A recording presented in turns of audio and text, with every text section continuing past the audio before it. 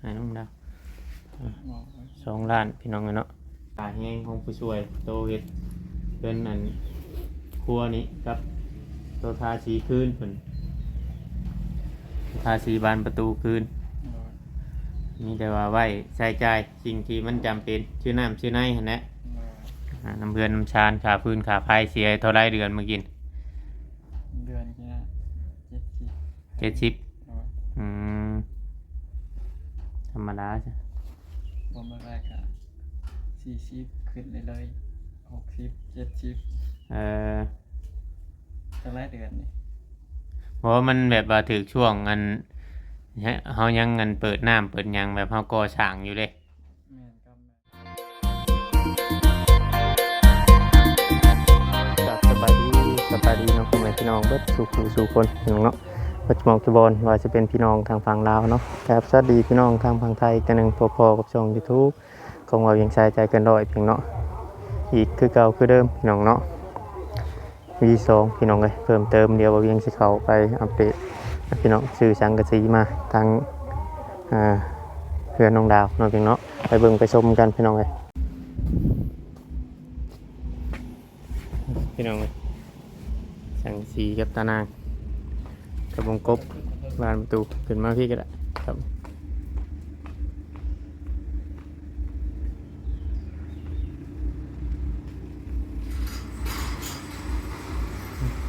ไม่ใช่ละ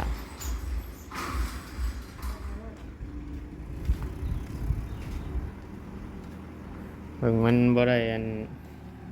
นักดอกมันมีพวกปูนพวกนั้นรถเปล่าใช่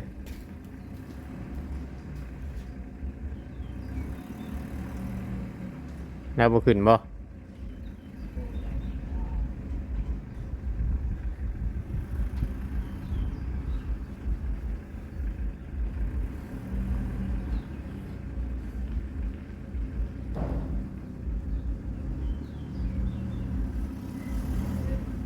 ลงมาเลย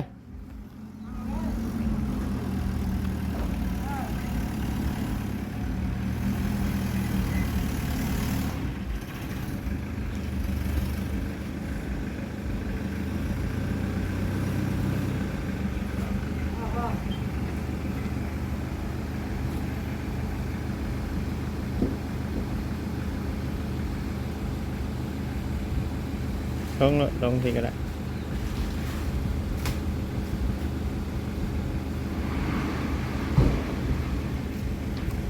มาดีเลย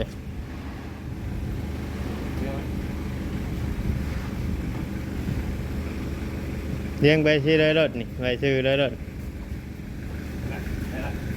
ไปอันนั้น3 แผ่น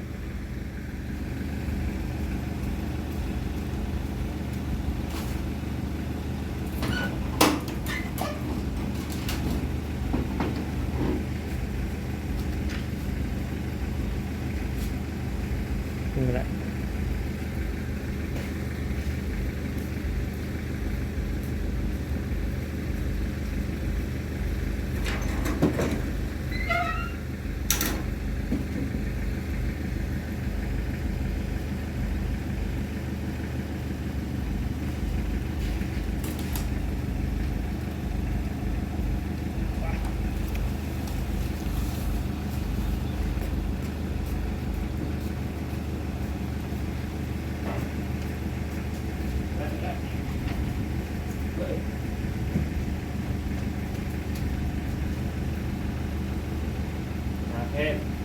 ฮะ5 แผ่นเหรอ6 แผ่น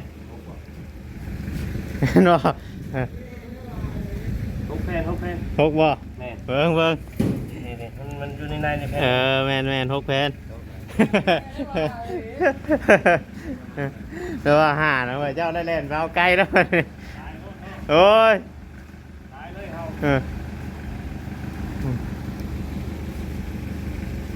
ว่าอันนั้นตะนาง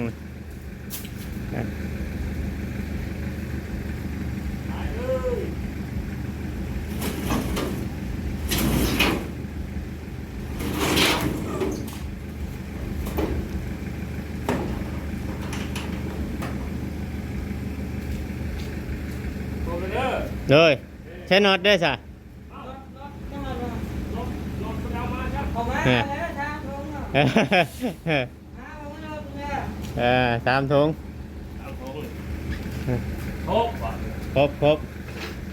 เอาวางลงลุ่มรถประตูก็วางลงลุ่มรถลมสิพัดมันสิล่มวางลุ่มรถ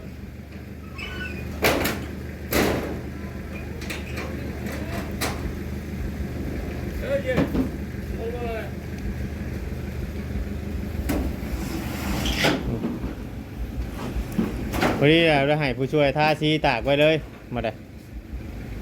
ทาสีขึ้นตากเลยตะกี้เพิ่นให้ชื่ออันพวกอันบานประตูอันพลาสติกไงเป็นประตูยางไงไอเห็นมันเทไว้แบบนี้บานเอาเลยขอบใจละลายก็เลยชื่อเอาแบบนี้แหละมันใครกลัวนั่นอันนี้คำว่าเขาสิเฮ็ดแบบสังกะสีอัดปิดนั่นมันแบบอย่ามันขาดไว้เอาแบบนี้แต่ว่าเอาหน้า70บ่แม่นหน้า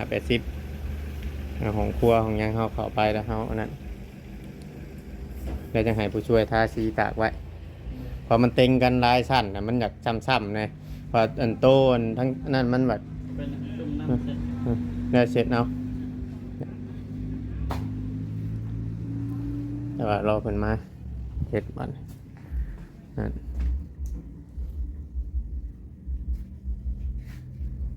อิหยังก็แพง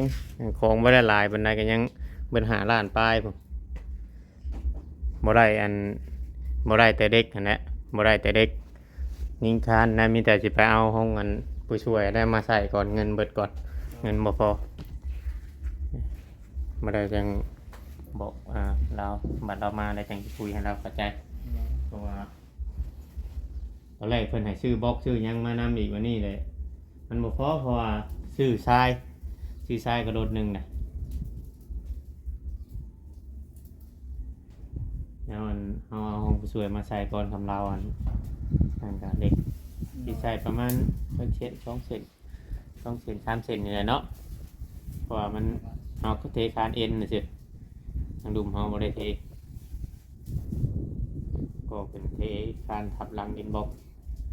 นั่นน่ะสิ เสร็จนึงน่าจะพอเทการเห็นไม่แต่เส้นเดียวได้เลย ใส่ไปนั่นบ่ ไม่การเติม ของ2 เซนทางตัว ส นี้ องเส้นเพื่อทับวงกบตัวนี้ แม่2 เซน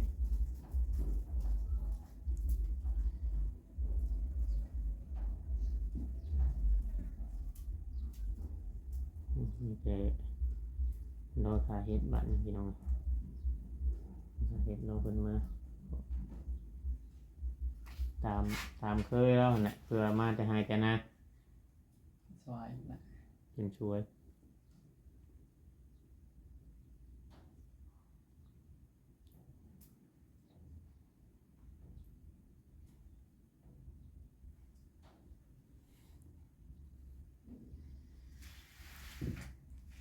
แล้วเฮามุงตัวนี้ขึ้นได้สมมุติว่านั่นก็จะเอาโต๊ะตัวนี้ไปตั้งอยู่หั่นก็ได้ เพราะว่า มันจังบ่ตันประตูทางเขา น้อย เฮาย่างขึ้นย่างมามันก็สิกว้างแน่ถ้าเฮาเข้าไปเข้ามาหมุงนี้ก็สิกว้างมันเฮาตั้งไว้หม้องนั้นเฮามุงนี่เด้พอพื้นตัวนี้เฮาก็ต้องได้เท แม่น พื้นตัวนี้ เลยเทจังกับตั้งคนละ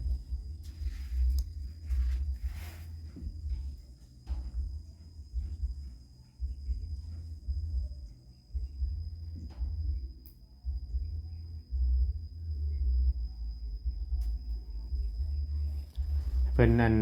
บัดตั้งวงกบน่ะมีแต่ว่าวัดเบิ่งคักๆคำว่านั่นน่ะบ่ต้องตัดวงกบ น้อย อาจจะนอนไปตัดวงกบแล้วไปตู้มันยังมันใส่ยากมันเข้ายาก น้อย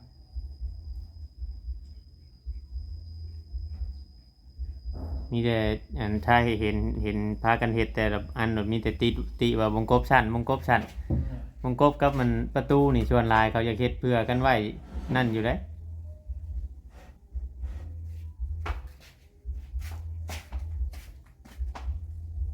น่าจะพอดี บ่พอดีบ่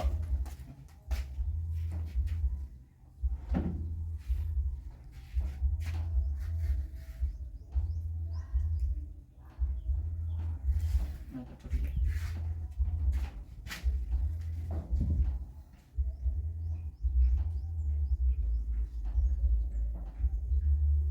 ถ้าเป็นแบบพวกปลาตอกปลาติ๊กนั่นนะใช่เห็นน่ะเฮ็ดน้ำเพื่อนมาโจนกับคือเดียวเฮ้อันนั้นง่วงดุดง่วงยังได้เลยอันหยวงจับหยวงยังกะ ตัวเป็นยาง แม่นมันเป็นยาง มันบ่อยากทนน่ะมันบ่คือได้อันมันแบบเฮาอยู่ในอันเพื่อนแบบในเมืองในหยังเนาะบางเทื่อบางทีอันนี้บัด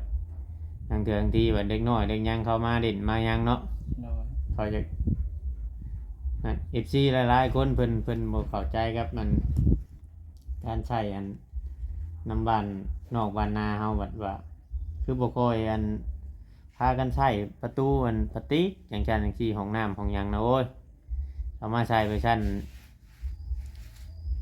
เพไว้ โดย มันบ่ทนบัดนี้สมมุติว่ายวงจับมันนี่สมมุติว่ามันหลุดแล้วนี่เฮาสิหันเข้าบังเก่าบ่ได้แล้วบัดนี้แล้วโจ้ออกใหม่ก็เป็นหูอีกมันเป็นยางเด้ โดย มันบ่คือตัวใหม่เด้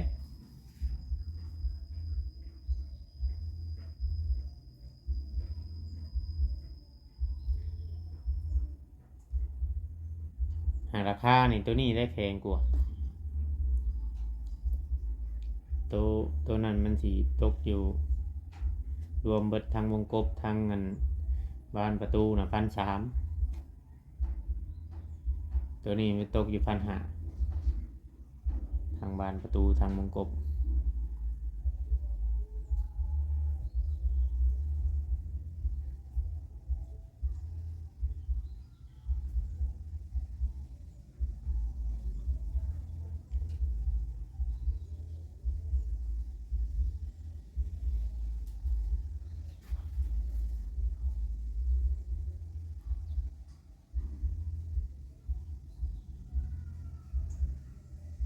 มันสิมาบอกคือบ่มามื้อนี้เนาะมีแต่ว่าก็สิปกติครับนั่นเพิ่นสิแชทมาถามนะงั้น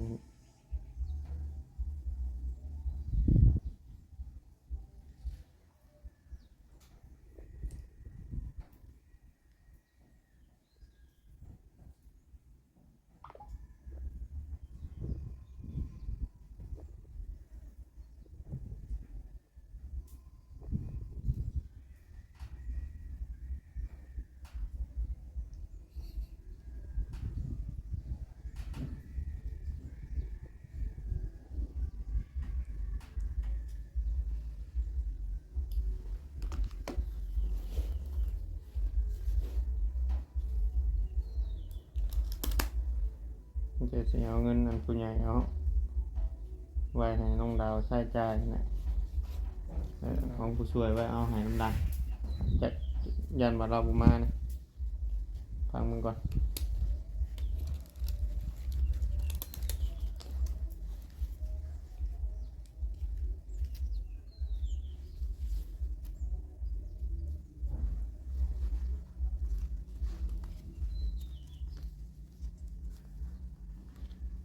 ให้น้องดาว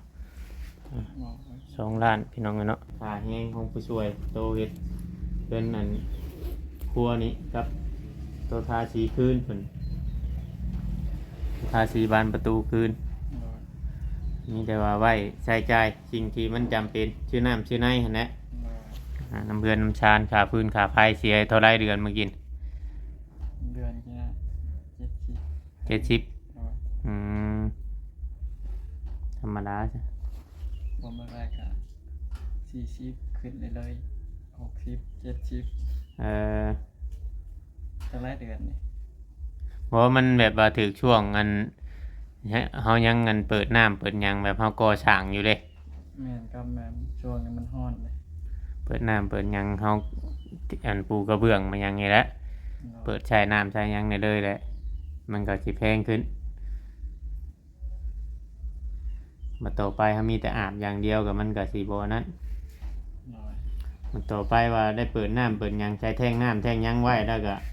เฮาบ่ได้คอยเปิดไหลมันก็สิบ่นั่นปานใดเฮาเปิดทีเดียวเต็มไว้แล้วก็บ่ได้เฮาก็ใช้จนมันเบิดแล้วเฮายังเปิดมันไหล ได้น้ำมันก็บ่ ตะกี้มันก็ได้บ่ได้ช่องมือมันหาอันใดได้นำ ช่วงใด นี่ช่องวางตั้งผู้ชอบผูกก็รอห้องน้ำได้บ่ได้ช่องมือ ช่วงอะไรไปแปลงนะ แปลงมาแล้วได้แปลง ฮะ มาแล้วผมเป็นปูก็รอห้องน้ำได้ มันเป็นหยัง บ่ฮู้ว่ามันได้บ่ได้ช่องมือแล้วก็มาเปิดได้ก็ได้เลยครับอันนี้ อืมน้ำขาดบ่คือในใดเนาะ บ่ฮู้ เปิดน้ำบ่ขึ้นจะม้อยจะมีอยู่ติ แม่น หักตีงอยู่บ่หลังอีอยู่บ่ไหล มิดจิเล่คือตอนนั้นน่ะบ่ได้ยินเสียงหยังบ้านละได้ เออ ยันเป็นยังไง เป็นน้ำหยังเนาะ นี่ก็น่ะได้เศร้านี่มันบ่ได้มาได้พอมาแล้วมันได้ เช้านี่ก็บ่อยากขึ้นอีก บ่ขึ้นแล้วนี่ อ้าวมันเป็นหยังกับไหลเนาะอืม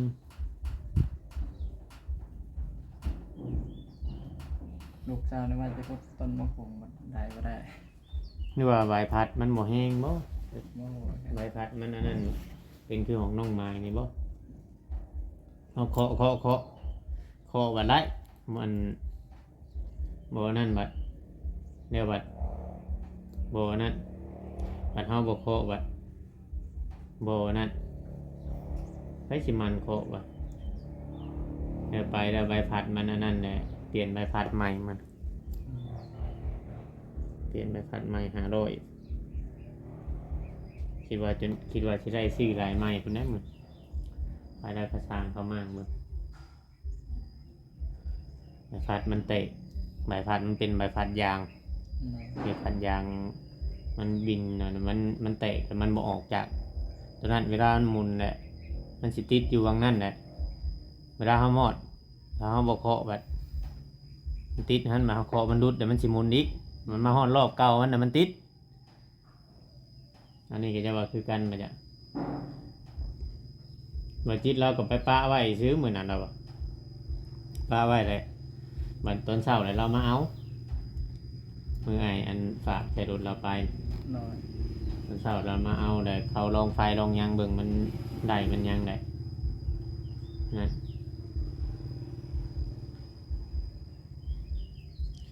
ได้ จักสิว่าแน่ไหนเนาะบ่สิว่าตัวง่อยดีกะตัวง่อยกะถ้าว่าผิวนั่นนึงก็บ่ขึ้น น้อย ผิวนั่นนึงนี่แม่นบ่ขึ้นเนาะตัวนั้นบัดเอาขึ้นนี่บัดแห้งนักบัดนี่ นักได้ตรงมันเป็นช่องคอลงนี่ ช่องท่อลงเอาขึ้นมาแห้งนัก2-3คนบางทีเผลอๆนี่ 3คนมันยังยาก 3คนนี่อยากยากอีกตัวนั้นน่ะยังว่านั่นให้ถามเขามื้อนั้นให้ถามเขามื้อเงินอ้ายว่าเอาไดน้องไม้ไปแปลงกันเขาว่าฮู้มันโทร35นี่เขาว่ามีอยู่ไหลหนักแต่มันสิแพงครับ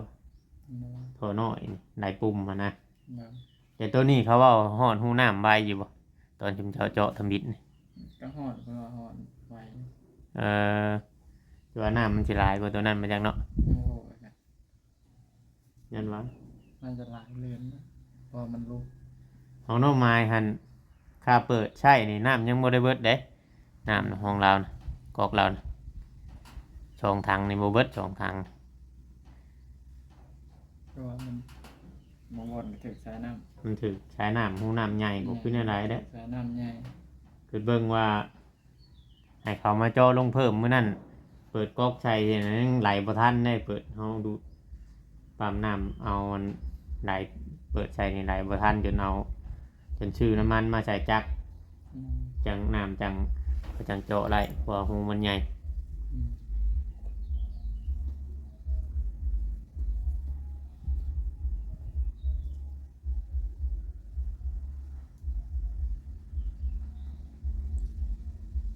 นี่คือกันแหละยันมันถือมันเป็นเส้นเดียวกันบัดถือโบนมันเหิบหินเหิบหยังมันโบนั่น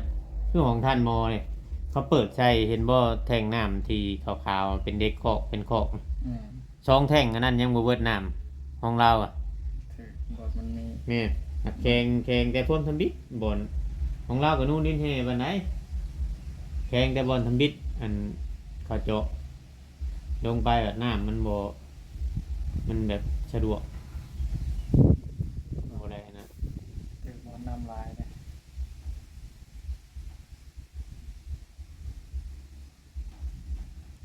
ยังว่านะมันของผู้ช่วยบัดสมมุติว่าบัดเราใส่ปั๊มใส่หยังมันสิเป็นแบบใด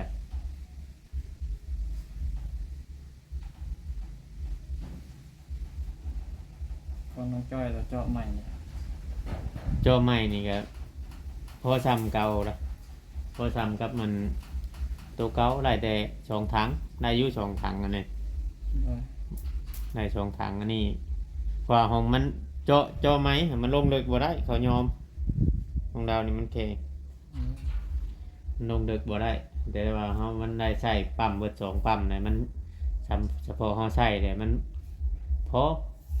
มันกุ้มอยู่มันเฮาได้ลงไดเบิดกูปั๊มเด้เอาลงไดไว้ โดย เอามันปั๊มนี่ได้บ่ทันเฮาก็ปั๊มนี่เวลาเฮาปิดไว้ได้ประมาณชั่วโมงหนึงมันก็มาอีก โดยประมาณนั้น เอามันคำว่าเฮาพาไว้ถึงมันนั่นนะ